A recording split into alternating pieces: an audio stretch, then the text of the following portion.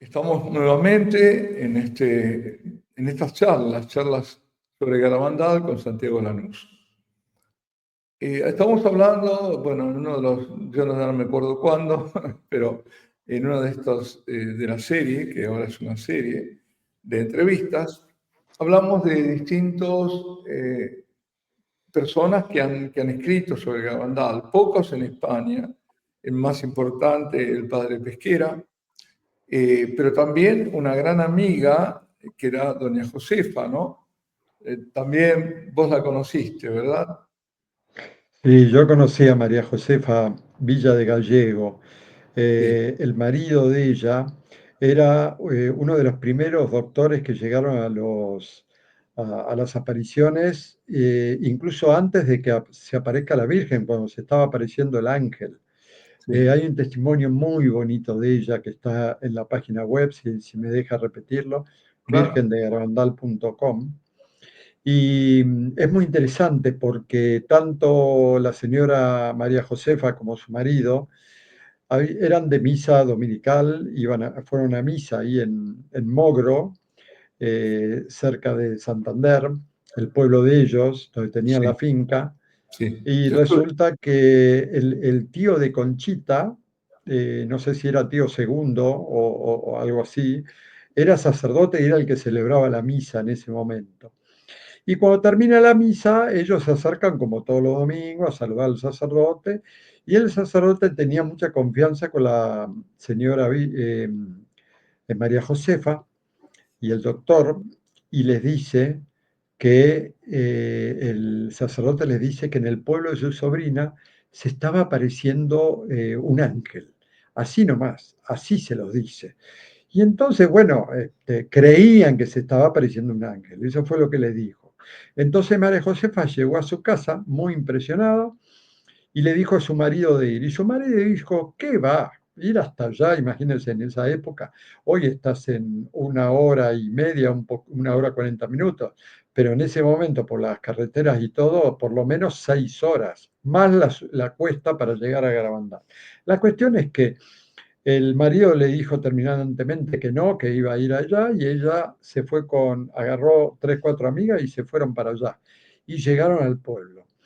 Y llegaron al pueblo y ella fue testigo de una de las primeras apariciones con el ángel, o sea, no la primera, por supuesto, pero una de ellas, porque el ángel se apareció 8 veces antes de la Santísima Virgen. Y bueno, ¿y qué pasó? Ella volvió a su casa después muy, pero muy impresionada y le decía a su marido, y medio que el marido al principio no, y después dijo, bueno, como la conocía a su mujer, dijo, bueno, esto hay que ir a ver qué. Y la segunda vez ya fue con el marido, y a partir de ahí se hicieron no solo testigos oculares, sino grandes defensores de la veracidad de las apariciones de lo que estaban viendo las niñas. Es muy interesante porque en general los que eran doctores, psiquiatras, las eminencias, como se decían en esa época, aunque lo pueden ser ahora, las eminencias eran los que no creían, justamente. En cambio, este doctor creyó de entrada, por eso era muy querido, no solo por las niñas, sino también por los familiares de las niñas. yo cuando doña Josefa hablé muchas veces, estuve en la casa también. Era una encantadora y era una apasionada también, como decíamos la vez pasada, ¿no? Garabandal apasiona, una apasionada. Y el médico, el doctor, el marido, hizo algunas, digamos, pruebas acerca de los éxtasis. ¿Te acuerdas de Y eso? él hacía pruebas como hacían todos, pero en realidad yo lo llamo la antiprueba. O sea, él lo que hacía era ayudar a la credibilidad de sus colegas, ¿no es cierto? Pero muchos eran muy descreídos, muy descreídos. Entonces, bueno, ellos defendían y defendían la veracidad de los éxtasis. Él realmente tuvo que ver cosas muy feas, eso de pinchar con alfiler los ojos mientras estaban viendo a la Virgen, Uy, uy. y tantas otras pruebas que les hacían de quemarle las manos, de pincharles en el cuello, en la oreja. y pellizcarlas y todas cosas que hacían los colegas. Pero bueno, y después un testimonio lindo de ellos, es que ellos iban a misa los domingos, pero ellos eran muy mundanos, o sea, eran de una buena sociedad ahí de Santander y qué sé yo, y fiestas sociales o reuniones sociales, pero a partir de eso ellos cambiaron absolutamente. Dejaron de tener los amigos del mundo, empezaron a tener amigos de Garabandal, amigos de la Virgen, les cambió la vida también. Ese es el testimonio tan hermoso que tienen ellos, como lo cuentan, de la autenticidad del fruto de Garabandal. De ellos, cuando hablas de doña Josefa y de su marido, ¿no es cierto? De su marido. Hablando bueno, una cosa que tengo que decir es que esto lo vamos armando, es decir, no lo tenemos preparado. Ni siquiera yo le digo las preguntas que le voy a hacer a Santiago, porque quisimos hacerlo así, que salga espontáneo y fluido. Así que si alguna de las cosas te pregunto y no te acordás, bueno, ¿qué vamos a hacer? Es Pero, probable que pase. porque es tanto lo que sabes de todo la banda. ¿Le Pero, puedo decir algo? Con ah, eso que usted dijo, sí. Don David, y no es la primera vez, varias personas del pueblo me han dicho que de Garabandal, de lo que realmente pasó, ni se ha escrito, y mire que el libro de Pesquera es abundantísimo, ¿no? Ni Sí. se ha escrito, ni se ha dicho, ellos creen que no más del 30%. Imagínese. No, es una pregunta que yo te quiero hacer es esta.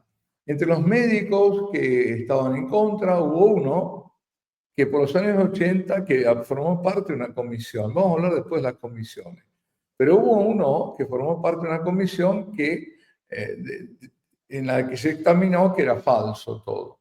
Y que después él corrigió. ¿Quién fue? Contanos un poco este Mire, episodio. no sé el nombre. Lo que sí le puedo decir es que si se ve la película que invito a verla, que es Garabandal Catarata Imparable, que también la pueden ver en el sitio web virgendegarabandal.com, película que está hecho por Mater Spey, lo mismo que hicieron la película de Garabandal.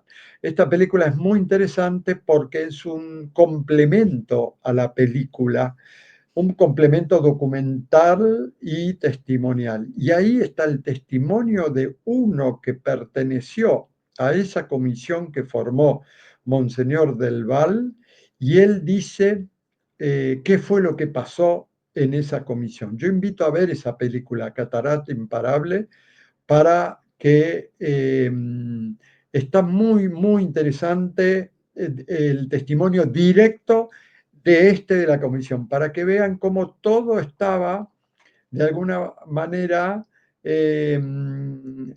intencionado o doblado, como decir, como una desviación, esa es la palabra, de la verdadera intención, porque el Monseñor del Val creía, y él quiso hacer esa segunda comisión, como habíamos dicho, le pidió instrucciones a Monseñor, al cardenal Ratzinger, en España, en el Escorial, y entonces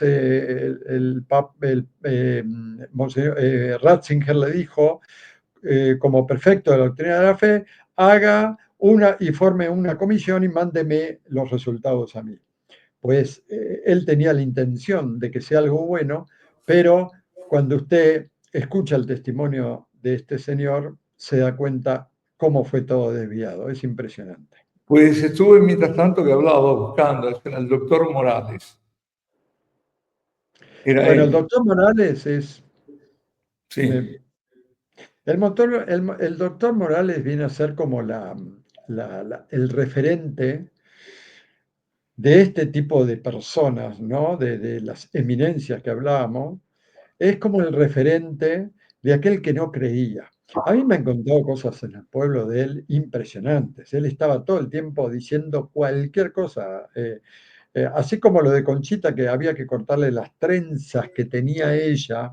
Al principio de las apariciones, cuando uno ve la foto, tenía unas trenzas largas, muy lindas, muy de niña, y se las hicieron cortar porque creían que a través de las trenzas es que ella emanaba una energía para poner a todas de piedra. ¿Entiende, padre? De piedra. Y el doctor Morales fue uno de los causantes de muchas de estas cosas. O sea, ellos no creían realmente, buscaban dónde estaba el engaño. Eso sí, asistían a fenómenos muy raros que ellos llamaban psíquicos, ¿no? Por supuesto. Y entonces el doctor Morales era uno, y a mí don David me contó que el doctor Morales, don David, que era nativo del pueblo de Garabandal, digamos, era un joven que protegía mucho a las niñas con algún otro joven y otro en el pueblo. Ellos estaban siempre al lado de las niñas al principio, fueron uno de los que formaron el cuadro justamente en la calleja para que no puedan pasar las personas. Ellos lo hicieron todo para proteger eran como los guardias civiles, bien civiles, ¿no es cierto? ¿Qué pasó? El doctor Morales los echó para atrás, como diciendo, no, acá tenemos que estar nosotros, o sea, las eminencias, los sacerdotes y los médicos, nada y bueno, y don David dice, me arrepiento de haberle hecho caso porque hacían barbaridades con las niñas y echaban muchas veces a la gente o anticipándose a una aparición decían a la gente que se agrupaba ahí en la callega, les decía, hoy no va a haber aparición, ya dijeron las niñas que no va a haber aparición, entonces la gente se iba y les creía. Y era todo para disuadir y licuar el verdadero acontecimiento. Bueno, ¿por qué es un referente? También por lo bueno.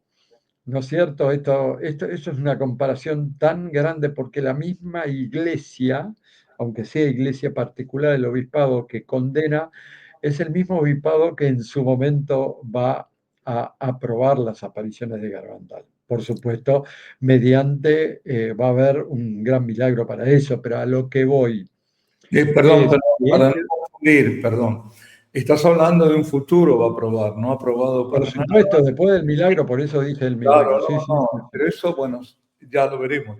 Pero yo digo, lo que sí, él dijo, él estuvo en contra y después estuve mirando, el 30 de mayo de 1983 se retractó públicamente. Y esto es lo Sí, maravilloso. él tuvo una enfermedad Sí. y besó, vio cómo son esas cosas, uno tiene una enfermedad, tiene un problema o algo, uno se abaja y entonces él besó con fe o con esperanza un objeto besado por la Virgen. No me acuerdo si se sanó, pero le cambió la vida. Y a partir de ahí dijo, me equivoqué con Garabandal, corrigió la conciencia y dijo, a partir de hoy voy a ser soldado de Garabandal. Y fue un gran soldado, por eso es un poco el colorario de lo que venía diciendo, porque él no, se dedicó justamente a hacer todo lo contrario a lo que había hecho. Y él lo dice en el Ateneo de Santander, justamente que esto aparece más en la película, Solo Dios lo sabe, de Garabandal, Solo Dios lo sabe, que es todo el final de la película. Y los textos, lo que él habla y dice ahí, que Garabandal es verdadero y que a Garabandal hay que ponerlo al mismo nivel de Fátima y Lourdes. Bueno, él es el que dice justamente esta palabra, se retrae y fue un testimonio importantísimo para la veracidad de Garabandal. Y esto que es prefiguración de lo que va a pasar también en la iglesia oficial con Garabandal. Bueno, él se retracta. Ahora, al comienzo de las apariciones no hubo comisiones, ¿no? Tardaron, si yo no recuerdo mal en este momento, que no se Bueno, pudo. sí, sí, Sí, sí, muy perdón, al comienzo, como que se muy al determinó comienzo. que iba a ser que no era verdadera ya de entrada. Mire, yo entrevisté en su momento al padre de la Riva, que fue el sacerdote que más fue testigo de éxtasis en Garabandal. El padre de la Riva, era el cura lo llamaban el cura de Barro, ¿no? Ese sacerdote, yo lo entrevisté, que está justamente en Virgen de Garabandal o en pueblodemaría.com. Es muy interesante porque él cuenta la primera vez que llegó a Garabandal, que subió a Garabandal, que fue cuando, muy reciente, cuando ya se había aparecido la Virgen.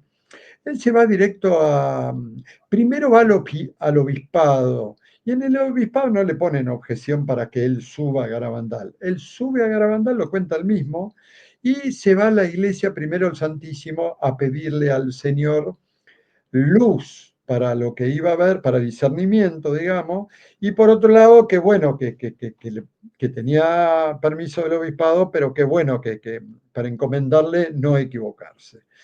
Y ahí, mientras él estaba rezando, que él mismo lo cuenta, que estaba solo en el primer banco, escucha en la sacristía dos personas de la comisión que había formado él, diciendo, no, a Conchita tenemos que sacarla de acá del pueblo, la tenemos que llevar a Santander, distraerla en la playa, llevarla 1 o 2 meses, él mismo lo cuenta.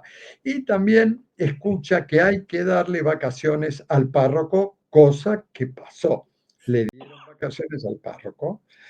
Y entonces eso fue lo que pasó. Él mismo cuenta, y después también contó algo que ya se sabe, que los verdaderos, los de la comisión, no estuvieron más de 3 o 4 veces en el pueblo, cuando casi prácticamente en el pueblo había aparición casi todos los días. Imagínese, padre. Sí, sí, evidentemente había ya una idea preformada, preconcebida. Lo que comentaba también, ¿te acuerdas que dije de un prelado que conocí, que conozco? Bueno, y que me dijo aquello de que no se aprobaba por motivos ideológicos. Hay que ubicarse también en el tiempo, ¿no? Pues pasa el tiempo, suben distintos sacerdotes, algunos, como también hemos comentado, de paisano, la Virgen los descubre en los éxtasis, y me imagino cómo quedaron. El padre Andreu, el hermano, bueno, hablemos primero del caso del padre Andreu, del que falleció, Mm. y luego del hermano. Bueno, Eh, eso es algo muy importante de Garabandal. Muchos lo llaman el quinto vidente de Garabandal, ¿no? Algunos falsos que se lo atribuyen, vidente falso, digo yo, ¿eh? No estoy este, hablando de sacerdote. Ya hablaremos de eso, me imagino. este, Y otros, y él sí realmente, él, mire, la anécdota lo cuenta el mismo hermano. Ellos subieron a Garabandal, hay fotos de la primera subida de ellos a Garabandal con el padre Ramón María Andreu. Ellos eran de una familia de 3 sacerdotes, o 4 y un laico, creo que 3 sacerdotes, jesuitas. La madre, después fue Salesa, una mística. Tiene un libro escrito por ella que es de una altitud impresionante. Ahí está también en la página de Garabandal, vale la pena descargarlo. La madre de los Andreos, que fue Salesa, monja de clausura. Bueno, y una familia ejemplar, es decir, ejemplar. fue ya en edad avanzada, digamos, ¿no? Cuando después de la muerte del hijo y todo eso. Sí, sí, sí, sí, perdón. Después de la muerte del hijo, lo que vamos a contar ahora, y por otro lado también, después cuando ya estaba sola en su casa, por supuesto. Eso. Entonces ya, No, eso. misión cumplida. Muy bien. Sí, sí, por supuesto, no vamos a dejar. Sí. Misión cumplida, y bueno, fue ella, hay fotos de ella como Salisa, están también ahí en la página. Y bueno, pero recomiendo ese libro, ¿eh? Recomiendo ese libro. Bueno, y resulta que estos dos hermanos empiezan a ir al pueblo para ver de qué se trata. Y hay una primera anécdota muy interesante, que están los dos sentados como en una piedra o en un banquito por ahí mientras veía a las niñas pasar, y de repente las niñas entran en éxtasis. Entonces el padre Ramón Andreu le agarra la mano así fuerte al hermano y le dice, mira, mira, mira, mira, mira. Y entonces entra la niña en éxtasis, ¿no? Cerca de ellos. Y entonces él, el padre Ramón dice que el padre Luis era más descreído que él. ¿no? El que tuvo el milagro era más descreído, el padre Luis María Andreu. Estoy hablando del hermano Ramón.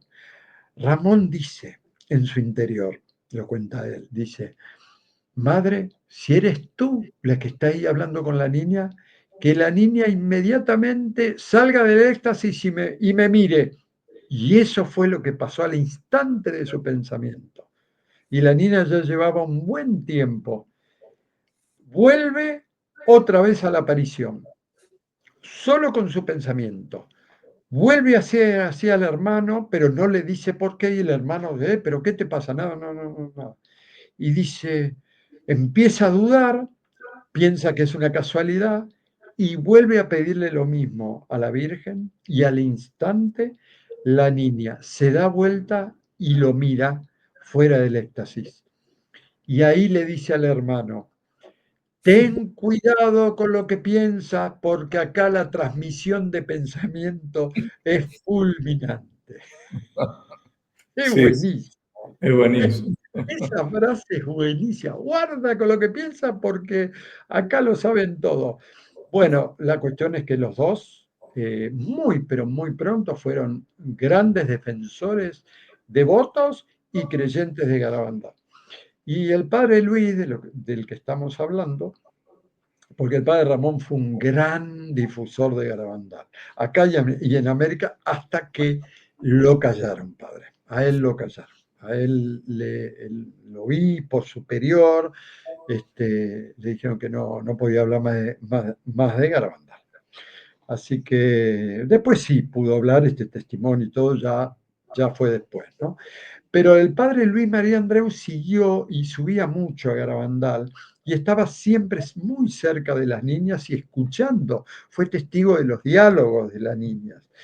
Y aquí que en un momento en Los Pinos, cerca del pino ese donde está la Virgen, donde desaparecía en el pino principal, que hoy está ahí la Virgen, bueno, la imagen de la Virgen, bueno, ahí entran las niñas en éxtasis, tres de las niñas, y ellas están hablando con la Virgen y de repente escuchan que el padre Andreu dice, milagro, milagro, milagro, tres veces. Y entonces le preguntan a la Virgen, ¿qué pasa con el padre Andreu, Luis María?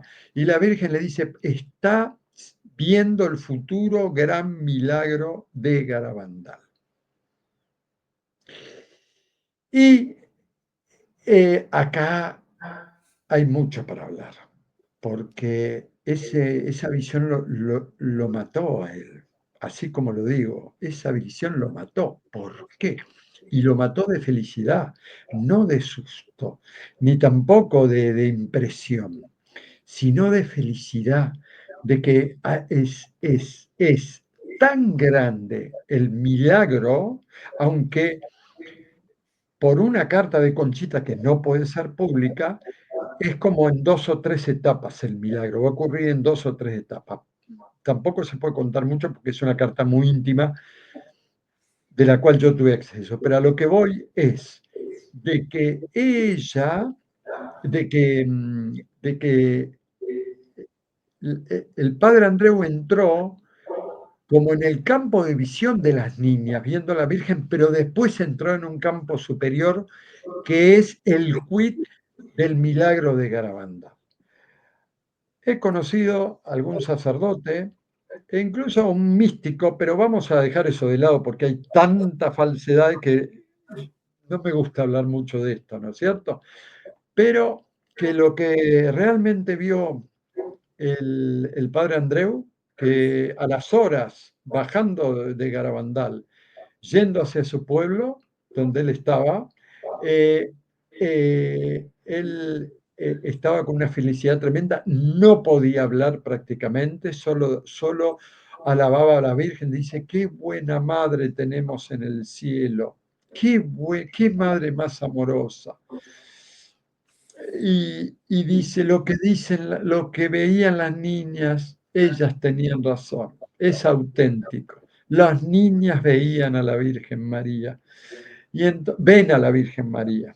Y bueno, él vio algo superior a la Virgen María.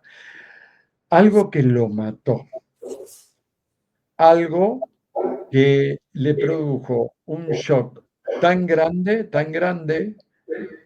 que un día se le fue a Conchita con el cuento. Dice, pero entonces cuando los que asistan al milagro de Garabandal se van a morir, como el padre Andreu. Si él se murió, ¿por qué no los que van a ver? Y ella dijo, no, porque va a haber una gracia muy especial para no morirse con el padre Andreu. Y hasta dijo, va a ser otro milagro, milagro sobre milagro, para no morir como el padre Andreu.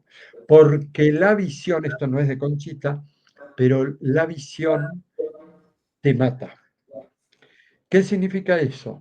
Tenemos más todavía, porque esto lo voy a decir concretamente, si me espera un segundito nomás, porque el padre Lafinur y el padre Combe, habíamos hablado antes respecto a ellos, grandes difusores y testigos oculares de Garabandal. El padre Lafinur, el francés, que malo que estoy pronunciando, dice, será el milagro más grande después de la transubstanciación. Y el milagro viene para convertir al mundo. Pero fíjese, dicho, por supuesto que no se lo dijo la Virgen, pero sí se lo dijo Conchita, estas dos pistas de qué será el milagro, en qué consistirá esa parte importantísima del milagro de Garabandal. Yo creo que usted puede hacer un exégesis de esto que dice él, más que cualquiera, mire, más que yo digo. Los sacerdotes, porque el milagro termina siendo un milagro eucarístico, los sacerdotes tendrán una prueba de la transubstanciación y presencia real de Jesús en la Eucaristía. ¿Qué me dice, padre? Hable Sí, usted ahora. bueno. No, se suele decir, como dijiste, y él lo habrá dicho por extensión, el milagro de la transubstanciación. La transubstanciación no es ningún milagro. Milagro es aquello que se ve, milagro es el milagro de Caná, el agua, habían visto el agua, después fue el vino. En la transubstanciación nosotros seguimos viendo y está gustando el pan y el vino. Lo que pasa es que es algo mucho mayor, que eso es un misterio. Es algo que no llegamos a ver. Entonces lo que ahí está diciendo, que esto que no llegamos a ver, lo veremos. Ahí sí va a ser algo, es decir, penetrar en el corazón del misterio. Porque milagros Le hago hay, una salvedad. perdón, Los sacerdotes, esta prueba es para los sacerdotes, sí, esto, ¿eh? sí, Esta sí, prueba no, esta gracia. sí, sí, Dice, sí. los sacerdotes, dice. Sí, por eso digo, porque nosotros los sacerdotes, cuando entramos además en rutina, ¿cuántos miles de veces hemos celebrado la Santa Misa? Miles y miles, se acumulan con los años, ¿no es cierto? Es para hacer el cálculo, piensa, qué sé yo, en 20 años, 25 años, todos los días y a veces más de una vez durante el día, a veces dos, a veces tres veces, hasta tres, pues se van acumulando, eso es un número enorme. Y el peligro es caer en la rutina y hasta dudar que realmente es así. Y además, la liturgia, que es la que tiene que reflejar la fe, se ha devaluado. Y como se ha devaluado en estos tantos últimos años, y cada vez va más en picada, llega un momento que no se cree más hasta los sacerdotes pueden llegar a no creer. Porque ¿cómo tratan la Eucaristía? Es decir, de acuerdo al ars celebrandi, cómo se celebra la misa, uno ve dónde está la fe eucarística. No es que se trata de hacer juicios, no, subjetivo, pero sí objetivo. Si alguien tira así y de forma displicente, pues uno tiene el derecho de dudar, porque objetivamente lo está viendo, de que se crea en la presencia real.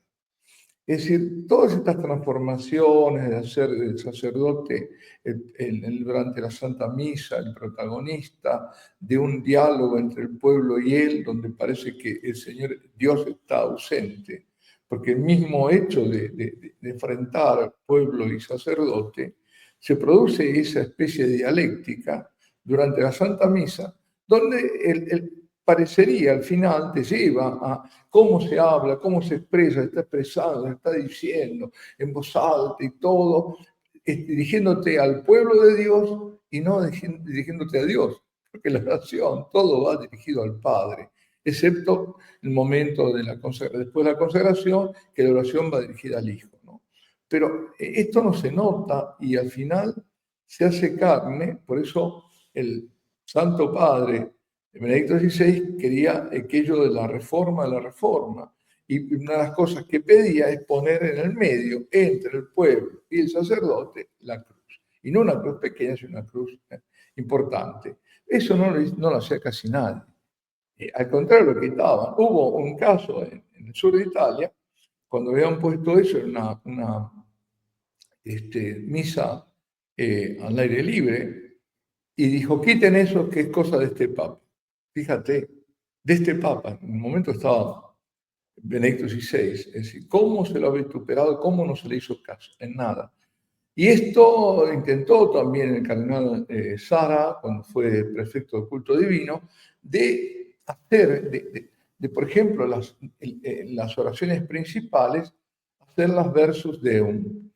Versus oriente se dice, pero bueno, cuando las iglesias estaban orientadas, es decir, estaban hacia el este, no hacia oriente. Pero es en realidad versus deum. ¿Por qué? Porque de oriente volverá el Señor.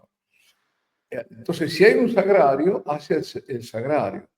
Por ejemplo, el Sanctus, esa oración, por ejemplo, el Confiteor Deo, hacia, pues, bastó que lo dijera para que el mismo día lo desautorizara y humillara, porque tuvo que hacerlo público de echar marcha atrás. Cuando otras cosas muy importantes que habían sido pedidas no hubo respuestas, pero para otras cosas sí.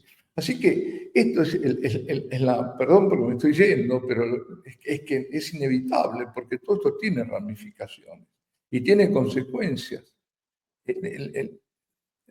Lo decimos, ¿no? Lex orandi, lex credendi. Es decir, la ley de la oración, la ley de la fe. Nosotros celebramos nuestra fe. Nuestra fe tiene que estar reflejada en nuestra celebración, en la liturgia, en el culto. Cuando eso no está, entonces, ¿qué ocurre? Ocurre al revés, cuando nosotros estamos reflejando nuestra falta de fe. Y eso entra como en un loop, ¿no? Es decir, en un bucle, y al final eso hace que la gente pierda más la fe.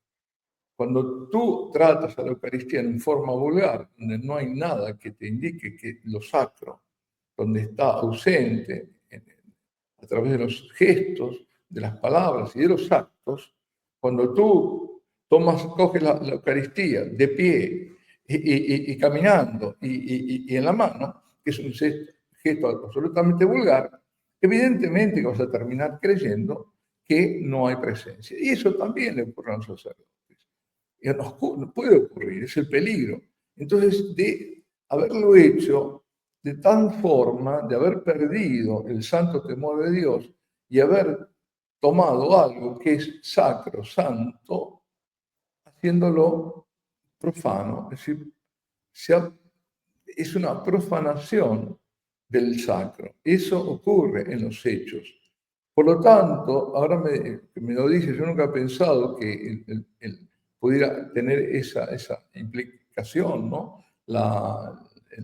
El milagro, es ver, por eso decía, no hay un milagro eucarístico en la transubstanciación, hay un misterio que no se ve. Y ahí sí sería ver lo que realmente está ocurriendo.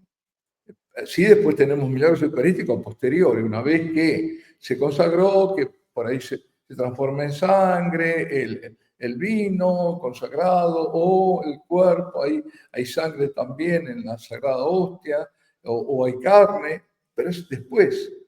Para decir no soy yo, ¿no? El Señor nos está diciendo soy yo. Así que entiendo lo que está diciendo y entiendo también, bueno, no sé, creo entender, si decís que alguien que no se puede resistir, que se muere, es que estamos ante la visión beatífica, porque ahí es donde nosotros no podemos resistir la presencia de Dios, ¿no? Sería ver Acá decimos, algo que acá decimos normalmente no bingo, podemos ver. bingo, dio en el clavo, padre. Bueno, entonces va a ser un súper milagro, algo jamás imaginado. Y hay otro testimonio más del padre Lafinur que también es precioso, es impresionante Te respecto a lo que va a detengo, pasar. te detengo. Lo decimos en Sí, el próximo. padre. Así damos suspenso. Lo decimos en el próximo. Ok.